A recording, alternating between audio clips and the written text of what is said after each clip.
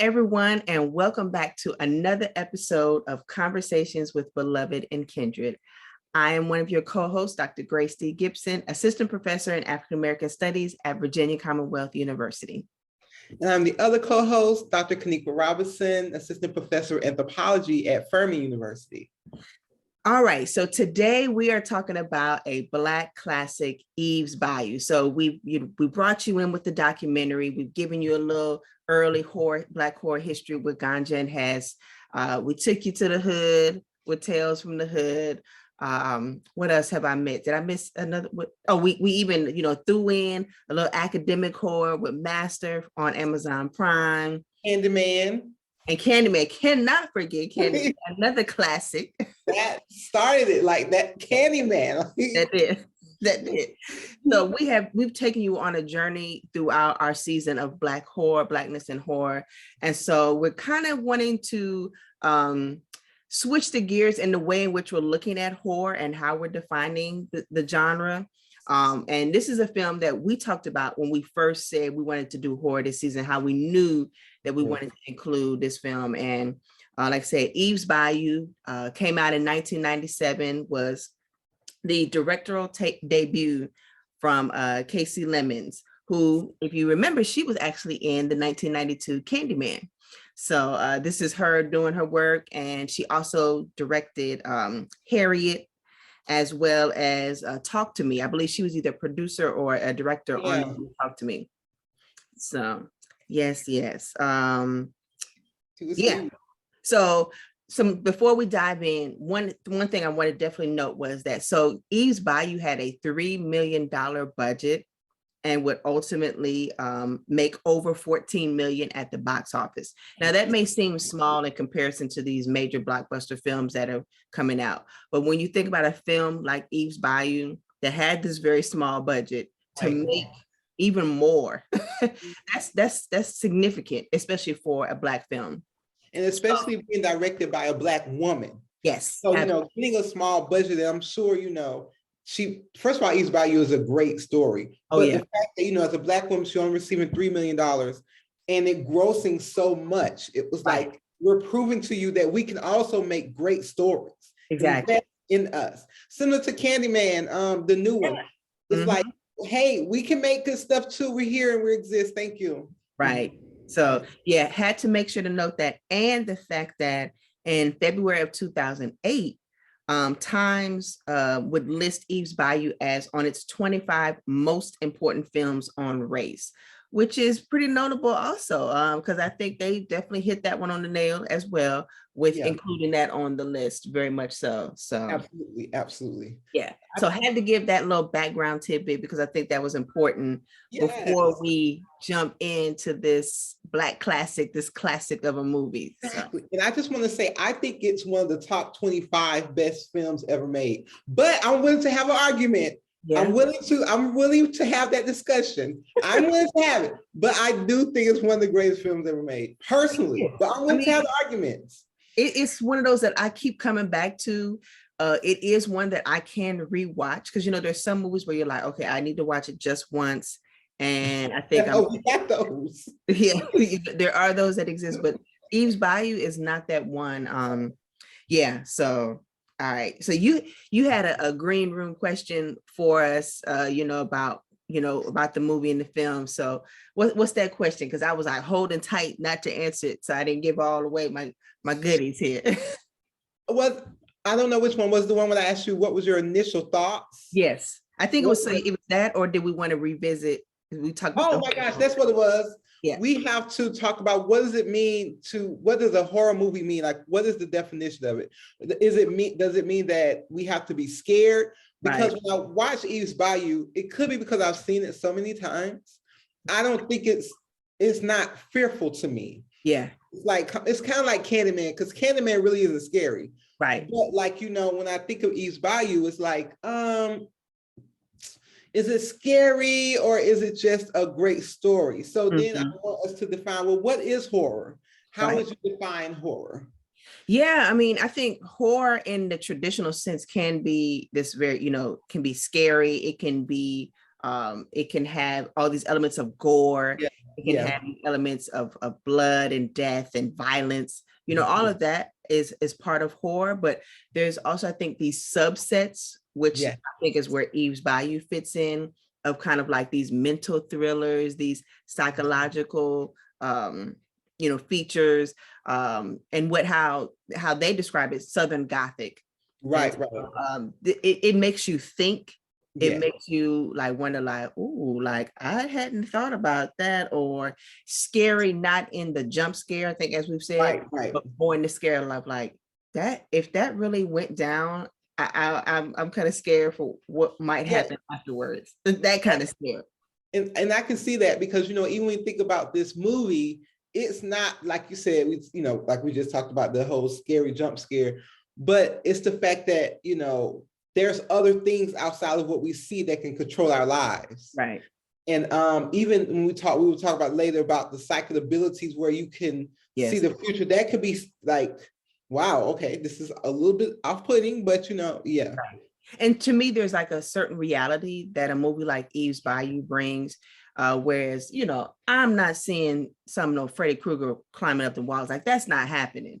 But what happens in Eve's Bayou, that could actually happen. Yeah. Actually happen. So there's like some truth in this scare, in this horror, in this speculative, that we see with Eve's Bayou, that definitely keeps me on my toes. Definitely is. I'm looking behind my back. Yes. I'm watching those who are right next to me, behind me, in front of me, all directions. So right. I agree with that. I can see that. Yeah. So yeah. And then, you know, 1997. So I'm gonna just ask the question that you got listed here. Do you remember when you first saw the film? I remember around the time when I first saw the film. I don't know if I remember being scared. Well, you know, I remember being weirded out. I was like, what? So, you know, I was young. In 97, I was in elementary school. So I was like, what is this? Not in elementary school. Not in elementary school. Whatever. I was in elementary school. Maybe middle school. Maybe I was really middle school. But either way, you know, like, everything. No, I had to be in middle school. You're right, because 97, 96. I was in high school, so I know. Hey. But in middle school or wherever, I don't think I was thinking of, you know, spirituality is in the film. Right. But I wasn't really thinking of it as, oh my God, you know, spirits are moving. Oh, they can see the future. It was more or less like, what's happening? And I think it was me trying to figure out, well, what's happening? And I remember seeing, and one thing we're gonna talk about too is, I remember looking at them like, oh, these Black people have money. Yeah. They, you know, they're not, you know, low income. They're like middle class. Right. And I was like, okay, I see this. This is new. This is interesting. Yes. You know, so yeah, I looked at it differently. Great storyline though. It was. So 97. So I always like to think back, where was I in school? So I was definitely probably, I think so. I got in school high school in 95. So probably like a junior in high school. I do remember this was in that exploratory phase of my mind where I was thinking about things that probably other Black girls were not thinking about. And if they were, they weren't telling nobody. So I do remember, you know, thinking about things like magic and things like voodoo and what does that entail? And like, because I remember seeing it on TV and being very curious about how this stuff works. Not that I wanted to do it or put a spell on someone, but it was very much like, oh, this is interesting. So I was doing a lot of reading up on it for sure. So definitely it kind of resonated. The movie resonated with me on that end because it was piquing an interest that I already had. That, like I said, I wasn't telling nobody that because people are already going to think like, what's wrong with this child? We weren't ready yet. We weren't ready yet. Exactly. And I want to add something even to what you just said about, you know, learning about voodoo and things like that. I did not grow up knowing about that. I did not grow up with that idea or, well, knowing what that is. I only knew about that religion from the stereotypes that we see in movies and other TV. So when I looked at it, that's why I was weirded out too, because, you know, growing up in this specific Christian way, I was not familiar with voodoo, and I almost like did not like it and thought of it as devil worship, because I didn't know at that time. Right. I wasn't taught voodoo. It was not encouraged to learn about these different ways of exploring the other worlds. Right. And if anything, like you said, it was seen as something bad or something horrible, or you don't mess with that. Or that's evil spirits. Yeah, exactly. Evil spirits, that's of the devil. So that ignorance affected how I view this. So I guess maybe even then I probably was scared of that evilness of voodoo. And see, me, I was on that end of like, oh, so you're saying it's not something I should be doing? I want to do now. I want to look into it because I'm wanting to do the opposite. Right, exactly. So, because I'm like, obviously, this must be something interesting if you're really trying very hard for me not to engage with it. So, right, exactly. Yeah. So what are your thoughts now? Like, what do you think of it now that we've rewatched it in this new time? What are your thoughts now?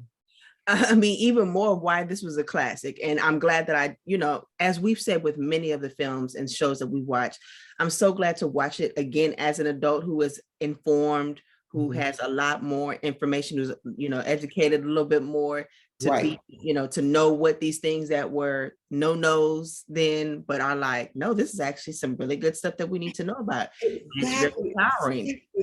There's a reason why this exists. There's some historical connections. Exactly. Like even you think about in New Orleans, where the movie is set, you think about the historic tradition, the religious traditions that carried over, since enslavement throughout time. And so now we look at it from like you said, a different lens, one of honor. Like, wow, look at our culture. Look at, how it continued throughout time. And I don't look at it, and I guess that's one of the reasons why I even asked, like, is it really scary? Because I don't look at it as fear. Right. I look at it as a cultural tradition. But also now when I look at it, I didn't mean to did I cut you off? No. Oh no, the only thing I add is that I realize, and we'll talk about this further into the importance of like having a child tell a story. Yes. I think so often children are not telling the story. It's adults who are telling the story. It's kind of like that's the normal. So it's a very much different, shift. So and really kind of like taking notice of that as an adult. Because I mean, I think I probably noticed it when I watched it, in 97, but not realizing that this was through a kid's eyes that we're seeing this. Right. And, I don't think I even paid attention to it, even when I was young. That was from a kid's perspective, from a child's perspective. I don't think I even saw that. Exactly. I think we're going to talk about, I do remember thinking of this is unrealistic because children don't speak back. And also we're not involved in adult affairs. So this is a game. So it did not resonate with me then. So I did not look at it like from a child's perspective. It was like, this is weird. Right. And so even now when I look at it, I, especially with my interest in memory, I'm like, oh, we can see, what memory looks like and how it's a part of our present. And when did we declare the past the past? And, what does that mean when we think of time? So I love the show. Yeah. And I also, got to make sure to point out the fact that I know I didn't realize when I watched it in 97 that it was a Black woman who wrote and directed. I didn't. No, we did not. But that didn't even register. It was just, to me, it was a Black movie that had a Black cast. That's all I saw. And it wasn't really until later on, probably like college, that it was like, so a Black woman wrote and directed this. And you're like, and then I think probably then it was like, what? And even more so now, I'm like, man, like a Black woman wrote and directed this. Yes. I mean, I think I didn't realize it either. I never realized it until like recently. So, like the importance of, there were Black women who were doing this, because you had Julie Dash who does, Daughters of the Dust, which is, kind of like even more classic of films and definitely even gets Hollywood recognition. But not understanding that there are several Black women who are doing the work, a lot of it, and quality work at that. So growing up, I only remember, I never really heard about Black women directors. Right. No. It's been like Spike Lee and other Black men, but especially Spike Lee. And so when we saw Black directors, we only saw it in that domain. So if we may have seen films that were directed by women or produced by women, right? But we only know their film, not them. Exactly. So it's important, I think, that recognizing that and continuing to do that, because like this generation now has the opportunity to know that now versus like waiting for like us waiting years later, right? And making the connection. Like it was directed by a Black woman. What? Like, I can see that now. Yeah. It makes sense. It makes sense. Like it makes so much sense. But we're so used to our invisibility that we never even noticed. Yep. So we were just like, what? I mean, like, yes. Like if it's a Black film, of course, it's like John Singleton. Yeah, John Singleton. I think Robert Townsend, I'd even throw him in there. Robert Townsend. 5 Heartbeats, though, that's a classic. That's it's not a horror film, but we could include that. But that's fine. So with that, you know, being that this is a classic, Black classic film, you know, 90s was an era of Black film where we see tons of Black movies coming out that probably, like, if we reflect back, we're like, man, there was a whole bunch of Black movies that came out during this time, you know. I mean, I don't even know how to name them all. Like, even if we have a list, you have, of course, we were just saying John Singleton. Not, what's it called? Ricky. Boys in the Hood? Boys in the Hood, yes. It's like, Boys in the Hood. Do the Right Thing. Do the Right Thing. I think Clockers. Yep. Clockers. Jason's Lyric. Love Jones, New Jack City. All of them, yeah. It was the thin line between love and hate, which is actually a great movie that I don't feel like people give credit to. Like, it's excellent. It's problematic, but which brings us to some Black acting royalty. Yes. So you got your folks like Lynn Whitfield, who I swear does not age. Like this woman, I mean, seeing her in Greenleaf, and I'm like, this woman still looks amazing. She's like a top tier actress. Has she won an Oscar yet? Has she been nominated? Let's say. I apologize. I know the answer.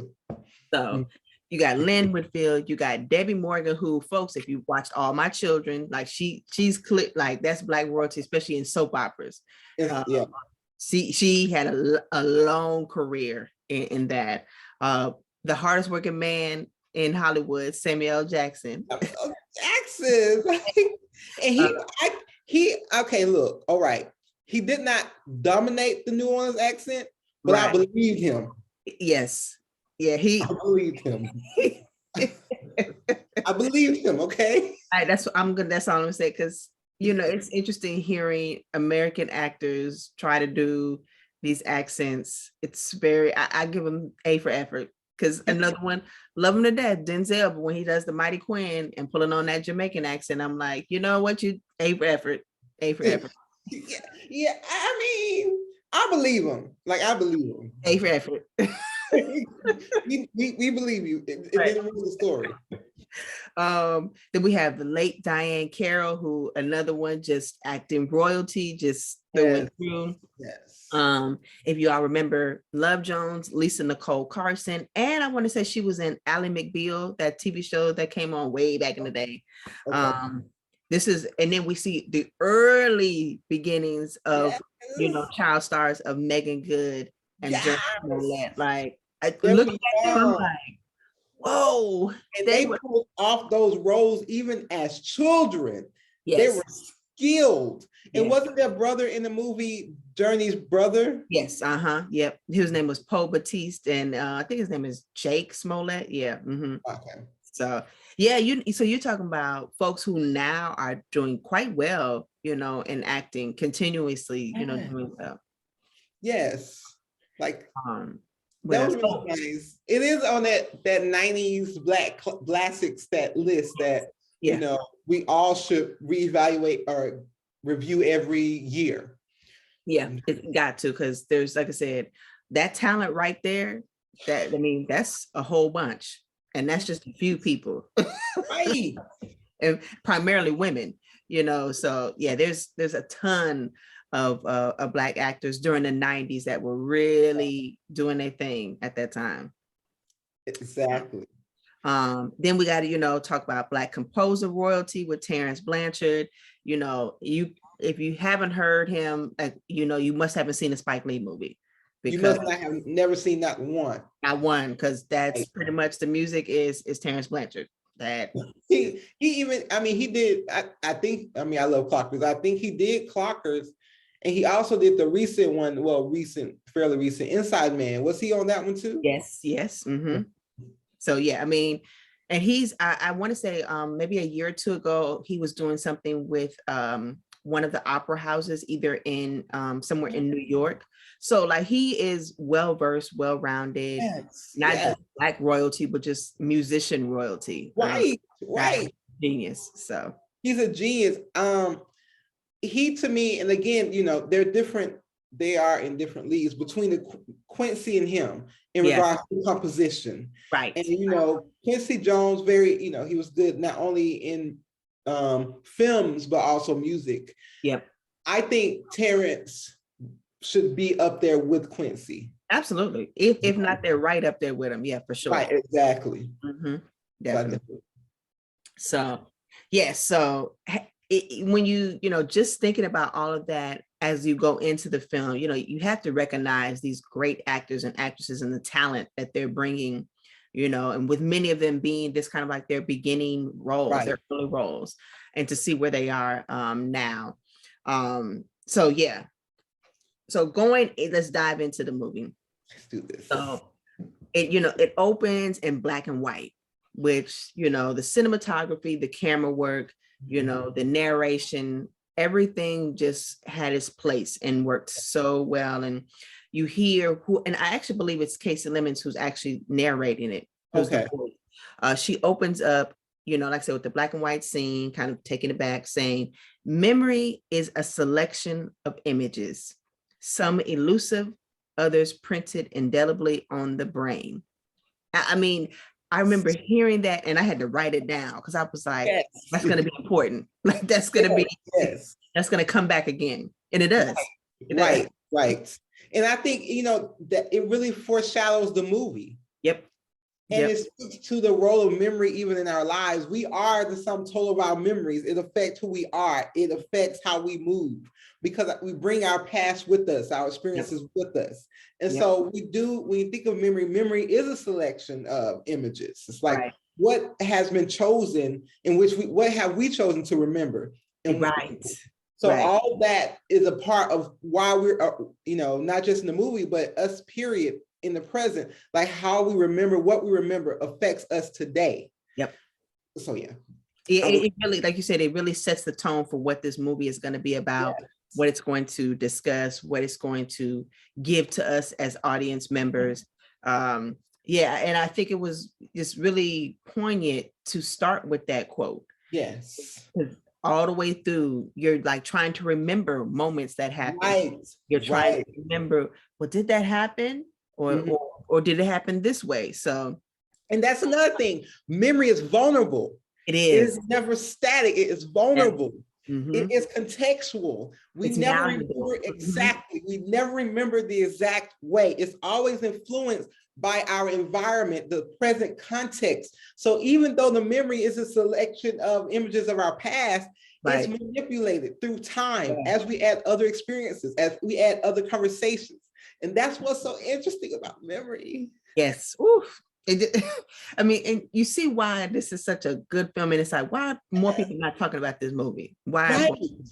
Not, So, it's one of the best movies out there. Like, I don't get it.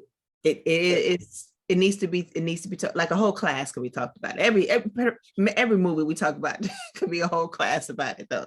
So another thing about this movie, it's set in the 60s, right? In Louisiana, rural Louisiana. It's not in New Orleans. I know sometimes people may think New Orleans and Baton Rouge is the whole Louisiana, but it was set, again, this rural area, and it was initially owned by Eve Baptiste. Or John Baptiste. And then John Baptiste. Mm-hmm. So she was enslaved. Eve Baptiste was enslaved. Right. And so she was able to provide a cure for cholera, and it saved.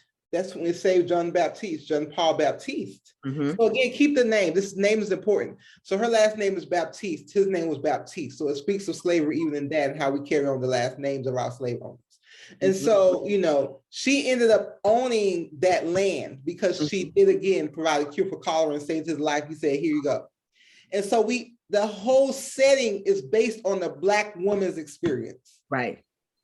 A Black woman saving someone else, which saving someone else. We've seen this again, where the Black woman has saved someone else. They have, you know, allowed that safety net to be put out there for you to be like, here you go. Just fall. I got you. Yes, I got you. Yes. You know? Yes.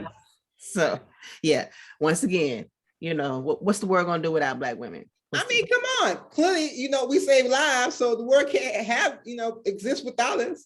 Exactly. And I think I love how even in this story, where yes, she was formerly enslaved, but we talk about her as more uplifting, in the not like, oh, a passive enslaved person who just was on, you know. So we see a bit, you know, not just resistance, but we see her empowerment and how she was able to use her knowledge to cure.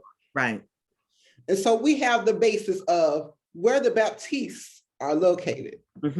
Which, you know, going back to Louisiana. So before we get your Queen Sugars and others that are set in Louisiana, you know, Eve's Bayou is setting the tone for putting Louisiana on the map of, you know, being set in this particular area, in this particular place. It's not really until later on that Louisiana is a character within film and television, but Eve's Bayou is that beginning. I feel like that beginning where it's done properly. Right. We've seen it before, but as far as treated right, treated properly, Eve's Bayou is definitely beginning of that. So it's also, you know, we got the Creole community that we're seeing here in Eve's Bayou. We're seeing, as you mentioned earlier, you know, kind of upper middle class, which is, you know, when I think about that, I'm like, wow, I was sitting there thinking like, they got money. Like, you know, they're throwing these parties and have all these friends coming over. Like, that's all nice and fancy, like, and you know, it was just interesting because it was, again, a doctor as a father, right? And then the woman, his mistress, you know, we'll get to that too. His mistress husband is a professor, and it's like, okay, you know, but then one thing, you know, we'll talk about this as we get on. The women did not have a traditional leadership role or official role or a official profession, yet they upheld the family. Right. And they were throughout, like, you weren't seeing a scene where they were not present. Now, they may not have been the doctor, they may not have been the professor, but they were in every scene. So their presence was always made known. So regardless of their status, their presence was always there. Right. And it really speaks to leadership roles and how Black women has so many adopted or taken on so many leadership roles, not only outside in the community, but also in the family. And we're often not given recognition as much as the man is because they're doing traditional roles or professions. But we have been very active in the uplift and the maintenance of our community. And you see this, like you said, in every scene. Like, the mother is at home with the family while the family is going crazy, and the father's out having fun. Right. Exactly. She's there this whole time going crazy when these kids were locked in the house, and they were like running her up the wall. The whole time he was gone somewhere. Right. Yeah, it's something that you kind of mentioned before, like you have all of this going on, all this commotion happening. Women are trying to hold it down in every aspect of it, while the men are playing their games, literally and figuratively. Right. And women are trying to manage, you know, and then not only manage their kids, but manage their own self. Like, they're trying to figure out that self-care. They're trying to figure out that mental care that they're needing, you know, because everybody else is operating here and everywhere. And they're like, What's going on? What's going Like, on? let's censor this. There's chaos here. So let me figure this out. And again, it speaks to the need of a grandmother in that house. It was like multiple generations. You had that grandmother who was like, you know, she would make an appearance, she'll be there, but she's there. Right. It's like, I got you. There you knew, because she'd make her presence known. She'll make it known now. She'll make it known. And she didn't bite her tongue either at all. Nah, she did not. And it's like, oh, okay, the Southern Black grandma, we're very familiar with them, you know, like speak their mind, because they're like, look, I've been through all this. I don't need to please you. I don't have to do nothing but stay black and die. Yep. And it's like, there we go. Just go ahead, ma'am. What do you need to say? The matriarch. Right. Her husband wasn't there. It was her. Mm-hmm. And I speaking of the grandmère, as they called her, I loved how she was back and forth between speaking in Creole, French, and English, you know, so it was like they were still holding on to the language. You know, they were not just like, oh, we're all just going to speak English. From time to time, it was like in and out, she was, you know, using it. So I appreciated that, maintaining that authenticity from her. Right. Yeah, that was beautiful. That was beautiful.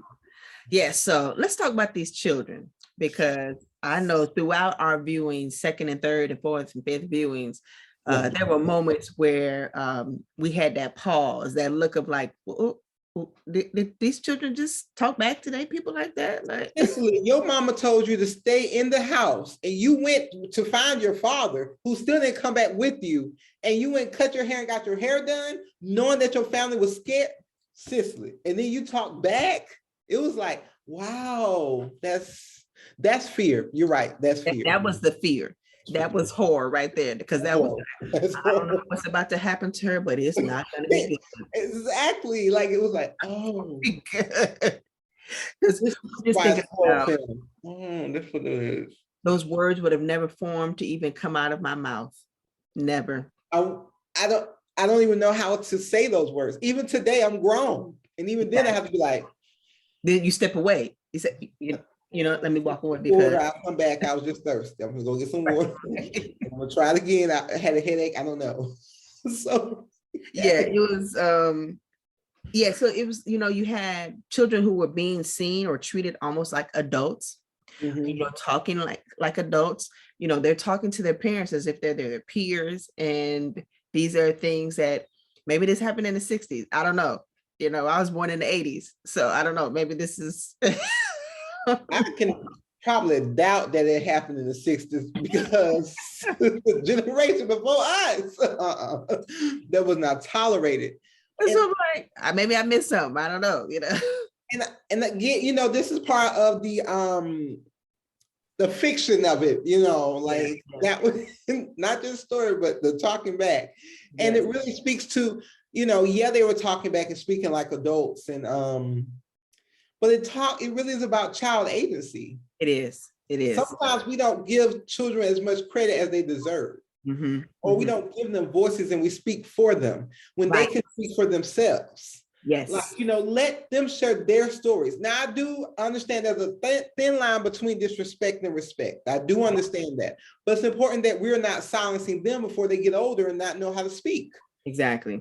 So I think when I saw this film now, differently, even then I still question the whole talking back to the parent. That's a different spirit. But, you know, it's like, okay, well, now we get to hear from them what they're seeing.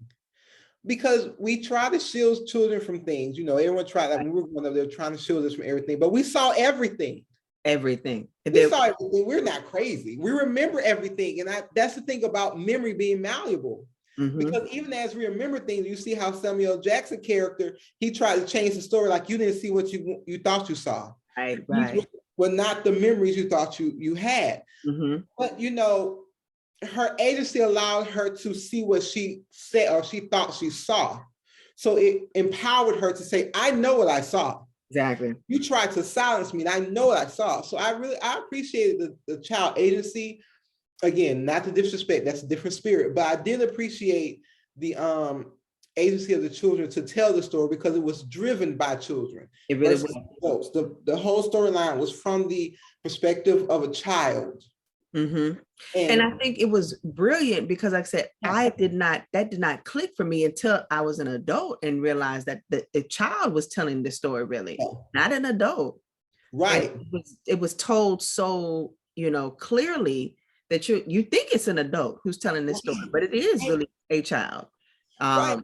And the fact that she was very confident in what she saw. She was very clear in what she saw. I mean, there would be moments where, Eve would talk to her mother and could feel like something's not right. And Right. like, you're hiding this from us. Like, I don't Right. know why you're acting this way. Like they could sense there was and she would even say, she had a second sense about things.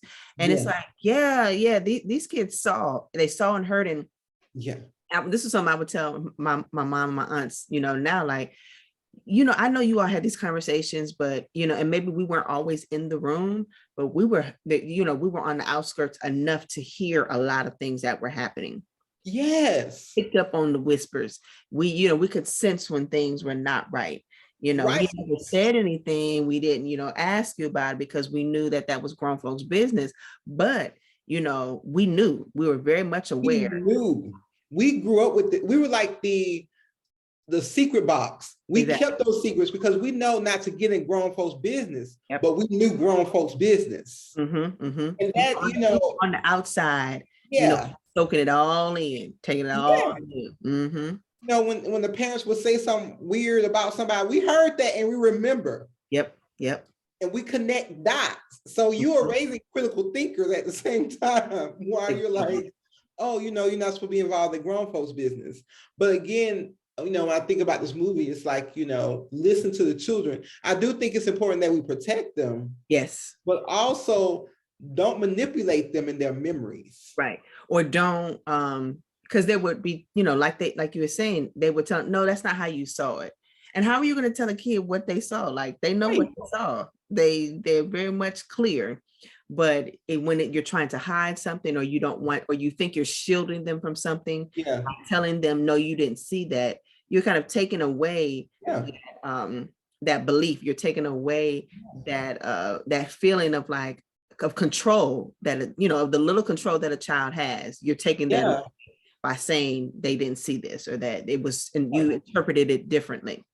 You're raising doubtful children. Exactly. Like, you know what? I don't know. I don't know. I might have thought that, but I don't know. And it's like, you knew what you saw. Exactly. Even if, yes, you bring your own perspective to what you experienced, but it was just as valid. Right. Just don't have relations outside your marriage. It wouldn't be a concern. And so interesting with that. So there's a couple of things. So I noticed how Moselle actually did listen to the kids, to her nieces and nephews. It was in a very interesting way, because like she was always, especially around Eve, it was almost like Eve and her had this unique relationship, this aunt niece relationship. That Eve could tell her things, or she also would threaten her at times, though, with this, like, you got 5 seconds. 5 seconds. That's 5 seconds. But there was still, Eve felt enough that she did share a lot of different things, with her. And, Moselle would listen, like, okay, all right. Somebody did something to you. Okay, I'm taking that in. I got you. Yep. I'm listening. Or even with Roz, as to somewhat of her detriment, felt the need that she needed to know what her kids were thinking, because that determined how she was to raise them, or if she did something wrong in raising them. She would say, like, well, maybe I didn't do this right because she's mad at me. At what point was my mother ever concerned about whether I was mad at her? Never. Oh, God, no. Never. So, but she took that personally, whether her children, felt a certain way, or if they expressed a certain feeling, if they were mad, or if they were holding a grudge, maybe more than what she should have, but she was very much invested in their feelings of what they thought. I can definitely see that she was so involved in their lives and their well-being. And it's like, and that's why the grand mirror. Yes. she was there like, hey, it's so just take a step back. But also we have to think about Roz did not have her own community. Right. She was taking on someone else's community. Yep. So it was almost like she was in a foreign land trying to control some people. Yep. And yes, they're her children, but she was around her husband's family. Right. So again, I think if she was around her family, she may have some more strength. Yes. But I don't know. But she had to, I mean, she hung out with Roz, which was fine. You know, that's her sister-in-law, but there was nobody like, where were some of her people from her friends where she grew up or from where she went to school or wherever. Like there was none of that. She just kind of had to take on everybody else that was already here that she became a part of through marriage. So it wasn't her. So all that, even talking about doubt, that brought that too. She left her family. She talked about how I left my family and everything I've known to come to this swamp with the man who's just a man. Right. And so she's like, well, I don't have any of my resources that I help nurture and create. I have to tap into his. Right. And I think all that affected how she managed the household. Mm-hmm. It speaks to that lack of security. Yeah. She was not able to obtain. Mm-hmm. But it also speaks to the importance of Marzel being her sister, even though they were in-laws, they still looked out for each other. Or Marzel was like, hey, you know, me and my brother, we are kind of alike, but I got you. Mm-hmm. I have your back. Even when the main Jurnee's character, Eve. even when Eve was going off on the mother and saying like, where's dad? You know, dad's supposed to be here. Great questions, wrong time. Right. Attitude. Right. And so I appreciated when Moselle pulled her to the side, like, you know, do you feel like you were protecting your mom in that way? Mm-hmm. You know, so you could tell even then, like, I'm going to protect her. Right. You know, as a Black woman, I want to protect another Black woman. Just like the Grand Mirror, I'm going to protect this Black woman. Mm-hmm. Even though you're not home, we're still a community. Yep. Yep. And so you see that sisterhood there, and you can see how the Eve and Cicely learned from that. Right. And that's kind of how I feel like their relationship as sisters is even kind of created, is what they've already seen and what they've witnessed and what has been kind of like poured into them. Right. You know? Right. Mm-hmm. Because she was like, I would kill for you. Eve said, I would kill for you. It's like, and that was also something that was interesting as someone, I mean, because I think Eve was at the time maybe 10. And so to even have that burning a fire of what she would do, at 10 years old, I was not thinking like that. I was not thinking, you know, if I was upset, it was never to the point where I would say I wanted to kill for you. I don't think I ever felt that much of anger. That's a lot. I mean, and it was very adult-like. That's something, you know, many of the adults did say, you know, I'm gonna kill you if you do this. I'm gonna kill you if you do that. And seeing Eve say that with such passion to her sister, you know, out of protection. She's the younger one, you know, she's the older one, but she, you know, Eve felt like she had to protect her. Right. She was like, I will kill for you. And I'm like, what you know about? But then that's probably even the youthful ignorance in that. She wasn't wise in how she was handling the situation. She did not seek to get the story from both angles. She only got it from her sister. Right. But that was enough for her because she figured, why would my sister lie to me? My sister would never lie. That's my friend. That's, you know, even Cicely would say, you're my only friend. Well, one, that's your sister. So, you know, I guess, whatever. And that's manipulation too. Yep. Mm-hmm. Mm-hmm. It's like, you know, that's one of the biggest things that adults want to teach children, wisdom. Right. Don't always move off your first thoughts. Yep. Mm-hmm. That comes with time, with growth. And, you know, that's what Moselle was trying to teach her. Yes. Even as she was listening to her, it was like, you know, I could do this, but no. Exactly. Mm-hmm. So, you know, we've kind of talked about this throughout, and it is pretty much kind of a discussion point that will always come up. You know, Eve's Bayou is very much centered around Black women and girls. Mm-hmm. You know, I was reading somewhere how Kasi Lemmons through this film provided a platform for Black women and girls to be heard, to be seen, to have a voice. to feel like they don't have to be on the margins. And if they are on the margins, they can fight back to get back to where they're supposed to be. Right. It was also interesting that Black women survived, whereas Black men weren't necessarily always had that luxury. Yeah, at all. But I mean, it really it centers that, okay, Black women can depend on each other. Yes. Like we will always depend on each other. Yep. That's the sisterhood community that we have helped to nurture over time. Right. Even when Black men acted against the Black woman, Black women still sought to protect each other in this process. Even though Eve, in her killing her father was a bit extremish, but it was about protecting my sister. Right. And also, her brother was never given the storyline. He was just there. He was just there as someone to play with. Yeah, we got someone else who may be around Eve's age, who may blah, blah, blah. But again, it was about Black women protecting Black women. Yep. At all. Black men, they didn't fare very long in this.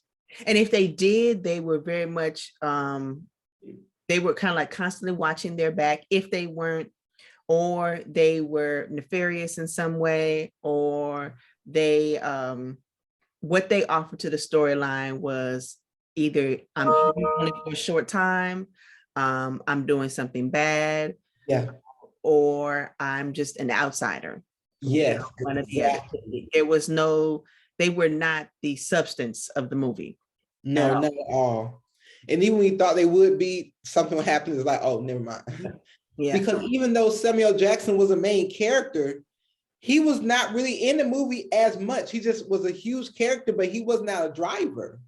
At all. Like we talked about the chaotic scenes, he wasn't even there. Right. His name and his actions is all that we really needed. Like, even if he wasn't in the film would still be able to kind of drive, because we know what his actions were. We know small, brief things that we saw were enough to build who he was. That was enough for us. Samuel Jackson really is a great actor. I just want to throw that out again. Yeah, I mean, he's got quite a talent of doing all kinds of roles, all kinds. From the lowest of lowest to the affluent, esteem. So he's and everything in between.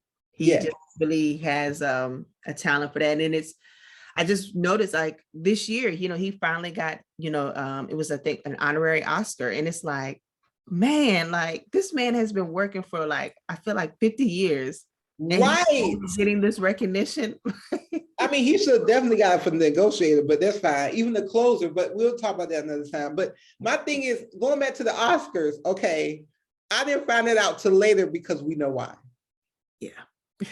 But, I think it should have been like a bigger thing. Like, hey, you all, he got this honorary Oscar list, and Denzel gave it to him. Denzel was the one to present it. So it was just like, why didn't we get to see that moment? Why didn't we get we just need to see that moment. We needed that. Like, I saw it randomly online. Like, I was like, this is spam. Exactly. I didn't know it was real, but anyway, yeah. So also, so we see sibling bonds. We even kind of see, a small sibling bond between Moselle and Lewis, who is Samuel Jackson's character, their brother and sister. Even kind of like him saying, we let her believe she got these psychic abilities to give her something to do, and then Moselle kind of like being, looking out for her brother in the sense of like, she know her brother ain't right. Yeah. But, somehow she's like, but it's still my brother type of thing. Definitely we see it with Eve and Cicely. There's a very unique sister relationship that they have. And even Roz and Moselle as in-laws. They hang out together, they go to the market together. They have a almost very sister-like bond, even though they're not blood related in that sense. So, right. Their relationship, well, the entire family dynamic is complicated, but you see these strong ties. And going back to what you were saying about Moselle, her relationship with her brother, and how she always said, like, I'm like my brother. Yeah, we got similar things, we got similar issues. Like, she knows, like, we have this thing in our family we need to address. Right. Like him, but my husband just keep dying.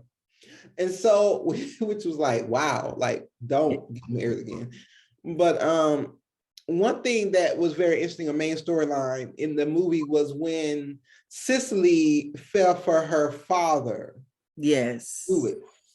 Yes. And we start seeing something when, starting at the beginning, he would dance with her and wouldn't dance with Eve, and even Eve noticed it. Like, you never dance with me at Then parties. dance with me. Why not? Why you don't dance with me, Daddy? Right. Like, and that's a great point. Like, why don't you dance? And if I was Roz, I'd be like, why don't you dance? But that's fine. So, we see how this relationship between Cicely and Louis starts to develop. Right. Now, again, it goes back to like this lustfulness that Louis has, and how it even passed down a bit, maybe to the child, where she's not looking at him as a father figure. And then when she escaped in the midst of chaos to go get her hair done and everything, she looked like her mom. Right. And her mom finally realized, like, you could tell then that she's starting to see like something's this right here. And then, that's when she was like, you will no longer wait for your father. Yeah. Because, when you think about it, like, these are things that children should not be doing. It's like, as my mom would say, you're too grown before your time. Right.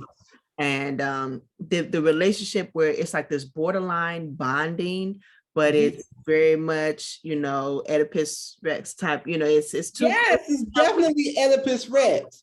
Too close for comfort here. And, people I know have very close connections with their parents, but this was scary. This was that kind of like, oh, I'm not sure if that is a father-daughter bond or if that's something else that is inappropriate.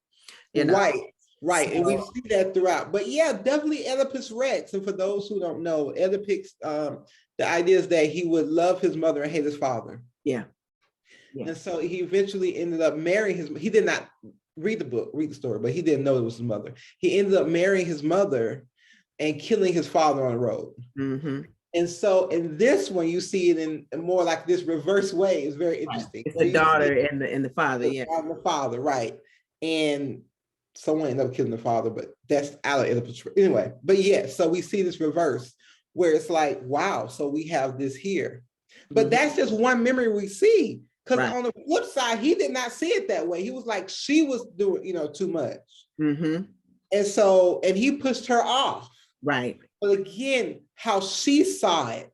Yes. How her memories selected this narrative and said, this is what's happening. We are creating a relationship. He's having relationships with everyone else. He should have a relationship with me. So she did not see the difference in his behavior.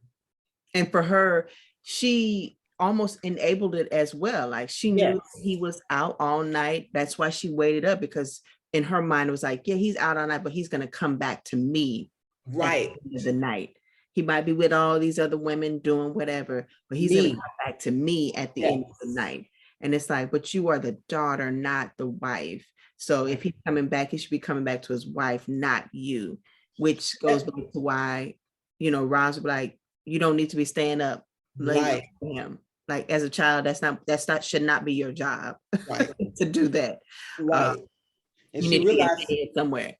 Yes, be in bed like a child. And she realized what to do. So she was like, you acting too grown. Right. And that goes back to children being in grown folks' business too. Everyone has their place. The adult has their place. The child has their place. Right. And it's important that we recognize that as well. Even though we want to make sure we maintain, agency amongst children, it's also important that the lines are not crossed so much where it become blurred. Right. And you see this happening with Cicely. Again, her memory, manipulated from her perspective. She's like, you're supposed to love me.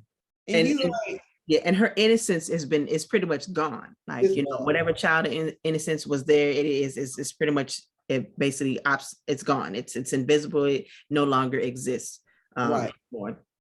And that's unfortunate, because like, she's 14. She should be able to do what 14-year-olds do. Hey, enjoy her time. Go hang out somewhere. Like, do whatever. Yeah, enjoy that. Not not adult like things. But something that I would notice is that they were always quoting Shakespeare, and they were talking about Romeo and Juliet. And, and it was like, as kids, first of all, I didn't know about Shakespeare until high school.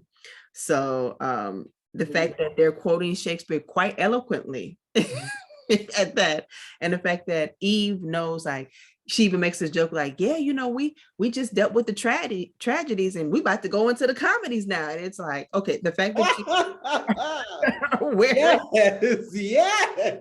The fact that you know this is like, okay, y'all are too smart for young. Right. So they're dealing with they're even playing out scenarios of adults, instead of playing out scenarios of kids, Right. I mean, it's the 60s, so it's not like they have TV shows that they can watch, but you're playing out adult realities when you're actually a kid. So right. Yeah. That was a good line. And so speaking of the infidelity, so everybody knows it. It's at the point where the children know it, the community knows it, and it's like, what are you going to do about it? And Roz goes to this woman who was playing, this voodoo woman who was played by the late Diane Carroll, and basically, in essence, tells her, depend on your children, look to your children, and wait it out 3 years. Right. So Roz is like, what you mean wait it out?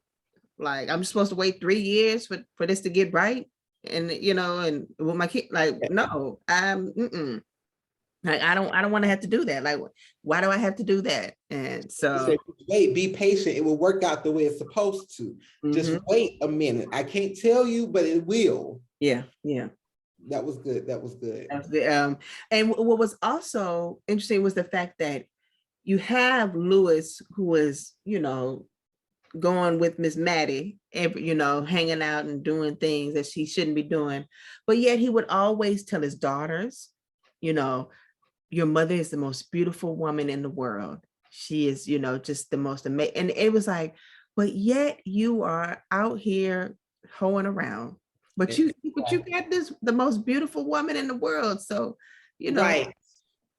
I'm not understanding why why you're doing this, which leads to the ultimate question: why do people cheat? I don't think there will ever be an answer for that, but the question will always be asked. Why? At least I will always ask it, because it's kind of like, yeah, let me just pose the question. Now, whether we have an answer for it, right? That's a good question to pose. I wonder, in the 60s, what was the culture during that time? I mean, we've seen other well-known figures who also, so we're not here to do that. But you see, like, this whole thing of, infidelity running through, and the only person who got him, one, it was Eve. Yep. But also it was the other man. Yes. But that's only because Eve implanted the thought into his mind, because he was so oblivious as well. Brain get too high, just stay at Xavier. What, sir? Get back to your wife. Hurry up. Like, at no point does it like click, like, sir. Like, she don't, she get lonely sometimes. If you thought that. Right. Just forget Eve wasn't even there. If you thought she gets lonely, what are you doing? Like, come on, this is like ridiculous. And it does also speak, well, particularly in regards to the Baptiste, where, he does all this stuff and they may get into arguments, but he keeps coming home. Right. So they think, oh, well, he's coming home still. So, I mean, he's like, Roz made a statement somewhere in the movie where she was like, he is a doctor and he pays for all this. That's why he stays gone. He pays for all this. Yes. And, even going back to the statement before where she was taken from her family, or she not taken from, but she left her family and came here. So she did not have much resources of her own. So she and her family relied on him to take care of them. So even if he was, adulterous and going out doing all these different things, they knew they needed him. Right. But to go back to the fact that a child had to put the light bulb on for you. Like, and Eve does it so slickly. She's like, yeah, my daddy be out, and Miss Maddie be out. And I guess they both got the same type of lonely, sense together. And I'm like, my mama lonely too. Right. And the fact that, and she does that on more than one occasion. So not just with, Mr. Moreau, like she does that with other folks. And it's like, I'm telling you, I gotta listen to these kids, even though the way that the kids are presenting it, it's odd, but you need to listen to them. The thing is, she needs to talk to Roz like, Roz, we know what he's doing. We know we're not ignorant. Where's Daddy? Dad is not here, is he? Where was he last night? Have you seen him recently? What does he look like today? Like, by calling him out or, in front of her mother, she's like, we know, stop hiding this. Yeah. It's getting bigger and bigger. It's ruining us. It's ruining our family. I'm out here talking to the voodoo lady on how I can kill my daddy. Right. Like I'm literally heading there in like 10 minutes of this movie. I'm going to head to this lady and I'm going to kill my daddy. Are you serious? It's like, I'm trying to drop the breadcrumbs for you. I'm trying to not beat you over the head with it. Right. I'm trying to make sure you see this without me having to just say it directly. Right. But clearly that was not enough. So yeah. Ooh. So speaking of these spells, so we definitely see, I think, so this is where that moment of the speculative of what horror that exists in the film comes in, is through the magic realism and the religion that is expressed, through the movie. And we see this presented through Moselle's character as a psychic counselor, as she would call herself. We see it through Diane Carroll's character as the voodoo woman. So we're definitely seeing visions, we're seeing intuition, and it's all centered around Black women, which just in culture and history, the Bayou women, I've seen, voodoo and Santeria is very much practiced among them. We see that in Caribbean culture. We see that definitely in African spirituality with the Yoruba.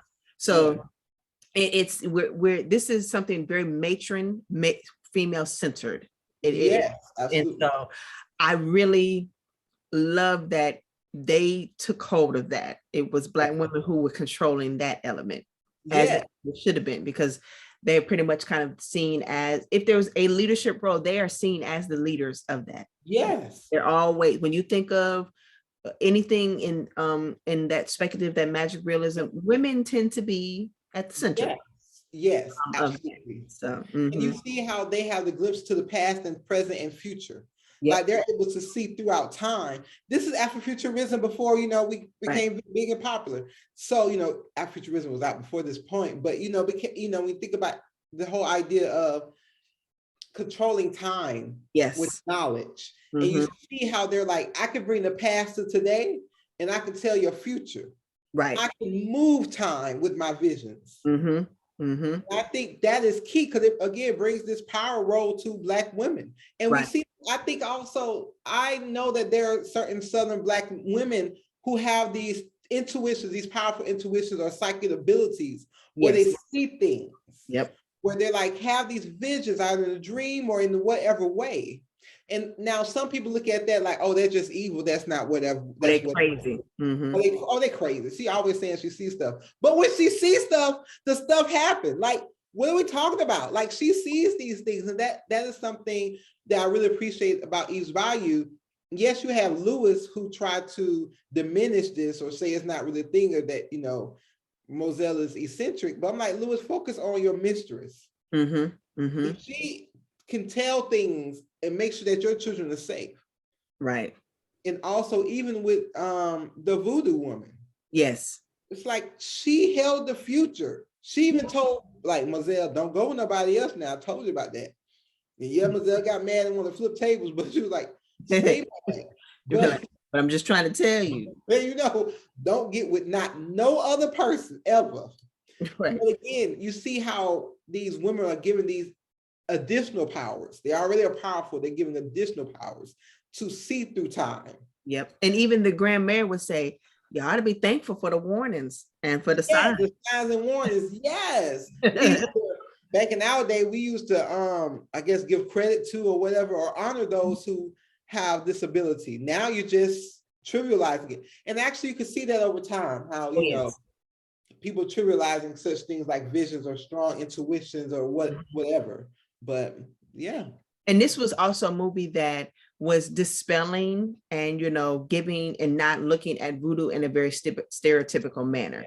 Like, because voodoo, and even today, voodoo still gets this bad rep. And I'm like, if you were informed about what voodoo really is, you wouldn't be thinking it's just about sticking pins in a doll Right. and casting spells. Like, no, that is not. Even, the voodoo woman says, you can't kill people with voodoo. Like, right. she makes that very clear. And I'm like, thank you.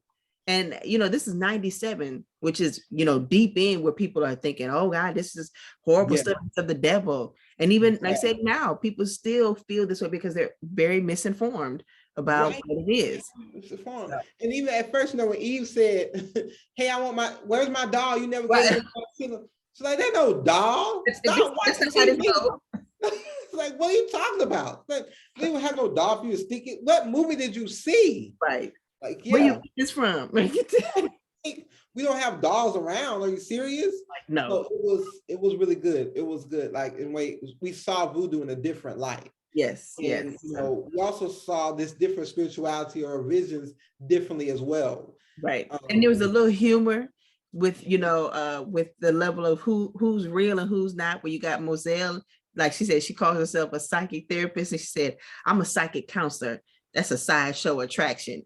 And, you could see the shade between. That was shade. That was absolutely, it was dark in there. It was so shady.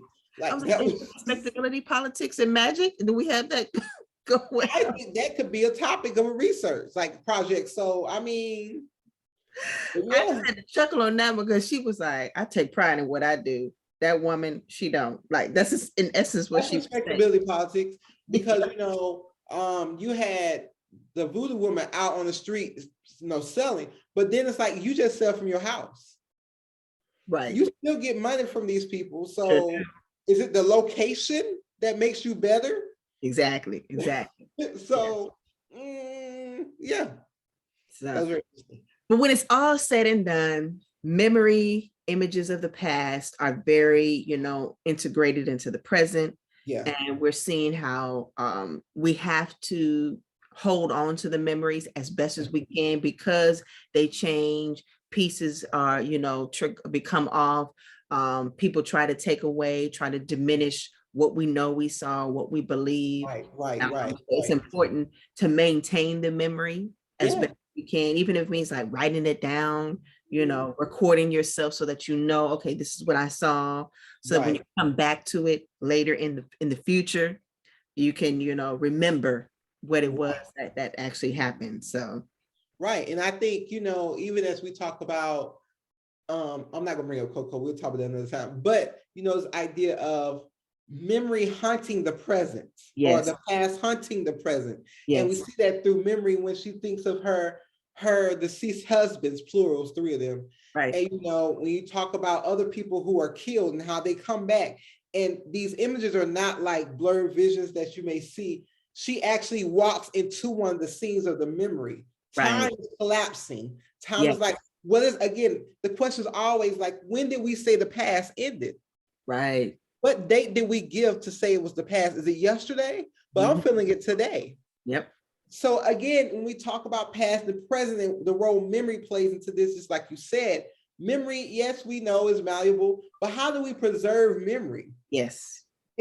And who is preserving it? And why is it worthy of being preserved? Exactly. And we also have to be mindful of the social, economic, political context, I say this all the time, in which memory is being recalled. Right. Why are we bringing this memory forth, and who is the one bringing it forth? That will affect the entire understanding of what are we recalling in the first place. Even like what E.E. Carr said in What is History? He said history tells you more about the historian than the actual past itself. Think about that with memory. Memory is the same way, right? It tells you more about what's going on then than actually what happened in the past. Right. And we have to think about different positions. We don't know, like when Moselle recalls her husbands.